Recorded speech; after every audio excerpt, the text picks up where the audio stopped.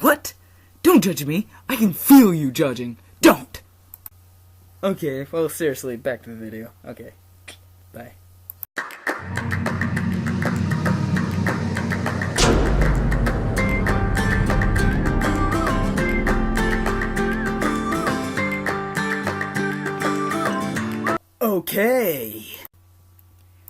Okay, today we will be reading Mr. Widemouth.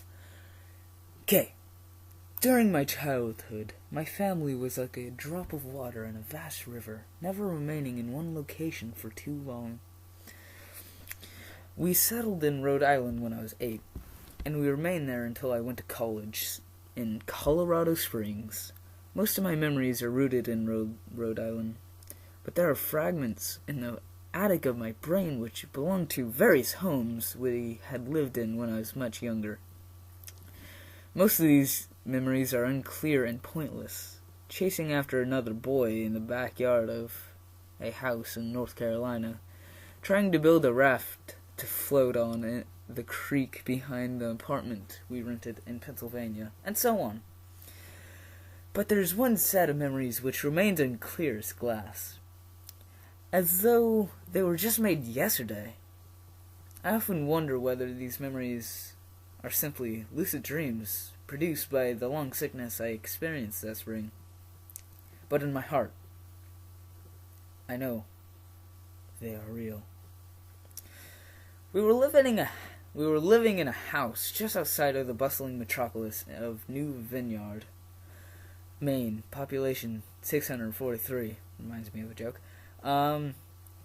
It was a large structure, especially for a family of 3. There were a number of rooms that I didn't see in the 5 months we resided there. In some ways, it was a waste of space. But it was the only house on the market at the time, at least within an hour's commute to my father's place work. The day after my 5th birthday, attended by my parents alone, such a loner, I came down with a fever. The doctor said I had mononucleosis, which meant no rough play. I'm simple caveman. I had mononucleosis, which meant no rough play and more fever for at least another 3 weeks. It was a horrible timing to be bedridden. We were in the process of packing our things to move to Pennsylvania. And most of my things were already packed away in boxes, leaving my room barren. My mother brought me a ginger ale and books several times a day, and these served the function of being my primary form of entertainment. And these served the function of being my primary form of entertainment for the next few weeks. Sorry. The person who typed this made a couple of typos. Anyways, boredom always loomed just around the corner, waiting to rear its ugly head and compound my misery. Meh. I don't exactly recall how I met Mr. Widemouth. I think it was about a week after I was diagnosed with mono. My first memory of the small creature was asking him if he had a name. He told me to call him Mr. Widemouth because his mouth was large. In fact, everything about him was large in comparison to his body. His head, his eyes, his crooked ears. But his mouth was by far the largest. I said, "You kinda look like a Furby," I said as he flipped through one of my books. Mr. Widemouth stopped and gave me a puzzled look. "Furby? What's that with a Furby?" he asked. I shrugged. "You know, the toy, I shrugged. "You know..." Oh, wait. I already forgot his voice. I'll do another one. "You know, the toy, the little robot with big ears. You can pet them and feed them almost like a real pet. Oh, Mr. Widemouth. Okay, I gotta give him a different noise. Mouth. Okay. Mr. Widemouth resumed his activity. You don't need one of those. They aren't the same as having a real friend. I remember Mr. Widemouth disappearing every time my mother stopped by to check in on me. I lay under your bed, he later explained. I don't want your parents to see me because I'm afraid they won't let us play anymore. We didn't do much during those few days. Mr. Widemouth just looked at my books, fascinated by the stories and pictures they contained. The third or fourth morning after I met him, he greeted me with a large smile on his face. I have a new game we can play, he said. We have to wait until after your mother comes to check on you, because she can't see us play it. It's a secret game. Moving on. After my mother delivered more books and soda at the usual time, Mr. Widemouth slipped out from under the bed and tugged my hands. We have to go to the room at the end of the hallway, he said. I objected at first, as my parents had forbidden me to leave my bed without their permission, but Mr. Widemouth persisted until I gave in. The room in question had no furniture or wallpaper. Its only distinguishing feature was a window opposite of the doorway. Mr. Widemouth darted across the room and gave the window a firm push, flinging it open like whoocha. He then beckoned me to look out at the ground below. Push. We were on the second story of the house, but it was on a hill. From this angle, the drop was farther than 2 stories due to the incline. I like to play pretend up here. And from this angle, the drop was farther. Wait. Mr. Widemouth explained. I pretend that there is a big, soft trampoline below this window, and I jump. If you pretend hard enough, you bounce back up like a feather. I want you to try. So sorry. I was a 5-year-old with a fever, so only a hint of skepticism darted through my thoughts as I looked down and considered the possibility. It's a long drop, I said. But that's all part of the fun. It wouldn't be fun if it was only a short drop. If it were that way, you may as well just bounce on a real trampoline. Well, wouldn't you really want to? Okay, never mind. Back to the story.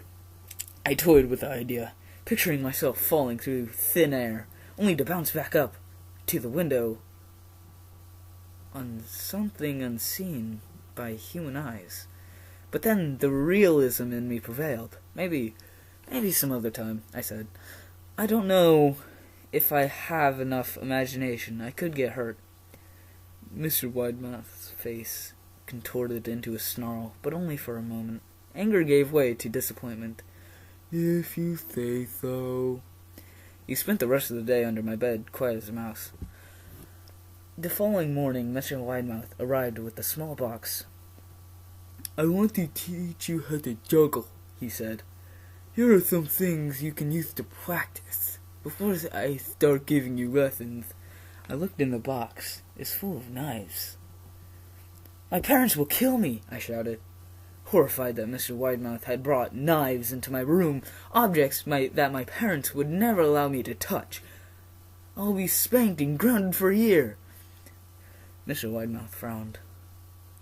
It's fun to juggle with these. I want you to try it. I pushed the box away. I can't. I'll get in trouble. Knives aren't safe to just throw in the air. Mr. Widemouth frown deepened into a scowl. He took the box of knives and slid under my bed, remaining there the rest of the day. I began to wonder how often he was under me. I started to have trouble sleeping after that. Mr. Widemouth often woke me up at night, saying to put a real trampoline under the window, a big one that I couldn't see in the dark. I always declined and tried to go back to sleep, but Mr. Widemouth persisted. Sometimes he stayed by my side until early in the morning, encouraging me to jump. He wasn't so fun to play with anymore. My mother came to me one morning and told me I had permission to walk outside. She thought the fresh air would be good for me, especially since being confined to my room for so long. Ecstatic! I put on my sneakers and trotted outside to the back porch, yearning for the feeling of the sun on my face. Okay, Mr. Widemouth was waiting for me. Meh. I have something I want you to see, he said. I must have given him a weird look, because then he said, "It's safe, I promise." I followed him to the beginning of a deer trail, which ran through the woods behind the house. This is an important path, he explained. I've had lots of friends about your age. When they were ready, I took them down this path to a special place. You aren't ready yet, but one day I hope to take you there. I returned to the house, wondering what kind of place lay beyond that trail. 2 weeks after I met Mr. Widemouth, the last load of our things had been packed into a moving truck. I would be in the cab of that truck, sitting next to my father for a long drive to Pennsylvania. I considered telling Mr. Widemouth that I would be leaving, but even at 5 years old, I was beginning to suspect that perhaps the creature's intentions were not to my benefit. Despite what he had said otherwise, for this reason, I decided to keep my departure a secret. My father and I were in the truck at 4 a.m. I was hoping to make it to Pennsylvania by lunchtime tomorrow. With it's like 2:43 in the morning. I'm sorry. Where was I? Lunchtime tomorrow with the endless supply of coffee and a 6-pack of energy drinks. Not good for you, 5-year-old. He seemed like a man who was about to run a marathon rather than one who was about to spend 2 days sitting still. Early enough for you? He asked. I nodded and placed my head against the window, hoping for some sleep before the sun came up. I felt sick. I felt my father's hand on my shoulder. This is the last move, son, I promise. I know it's hard for you, as sick as you've been. Once Daddy gets promoted, we can settle down and you can make friends. I opened my eyes as we backed out of the driveway. I saw Mr. Widemouth's silhouette in my bedroom window. He stood motionless until the truck was about to turn on to the main road. He gave a little pitiful wave goodbye, steak knife in his hand. I didn't wave back. Years later, I returned to the new vineyard. The piece of land our house stood on was empty except for the foundation, as the house burned down a few years after my family left. Out of curiosity, I followed the deer trail that Mr. Widemouth had shown me. Part of me expected him to jump out from behind of a tree and scare the living bejesus out of me, but I felt that Mr. Widemouth was gone, somehow tied to the house that no longer existed. The trail ended at New Vineyard Memorial Cemetery. I noticed that many of the tombstones belonged to children. Ooh. This was made by Perfect Circle 35. Perfect Circle, you made a couple of you know, ish typos. Anyways, okay. First off, Mr. Widemouth's voice is hilarious. But I told you he's a pedophile. He's a rapist pedophile. No, that was creepy. Like, I started getting the chills when I read that cemetery. Anyways, oh. Ooh. So apparently he looks like a Furby. I got the chills when he had a knife in his hand, too. Oh, that was creepy.